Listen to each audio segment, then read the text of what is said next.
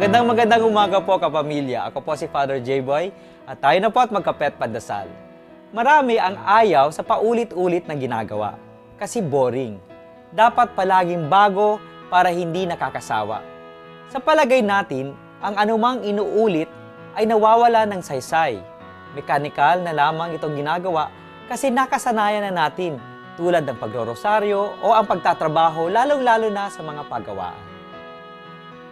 But we are formed by repetition.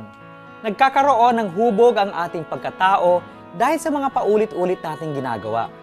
Paano mo natututuhan ang isang laro? Sa paulit-ulit na paglalaro. Paano ka magiging magaling kumanta? Sa paulit-ulit na pag-awit sa harap ng videoke. Paano ka magiging tapat sa iyong minamahal? Sa paulit-ulit ninyong pag-date o pagsasama. Paano lalalim ang iyong pagmamahal sa Diyos?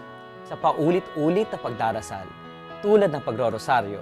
Sa bawat ulit, nalalaman natin ang buhay ni Kristo. Mga kapamilya, kung gaano tayo kagaling sa isang exam o sa isang competition, o gaano kabuti ang ating pag-uugali at pagkatao, ito'y dahil sa paulit-ulit nating ginagawa. Pagdasal natin na matuto tayong tanggapin ang mga paulit-ulit na sanhi ng ating paglago. Magandang umaga po.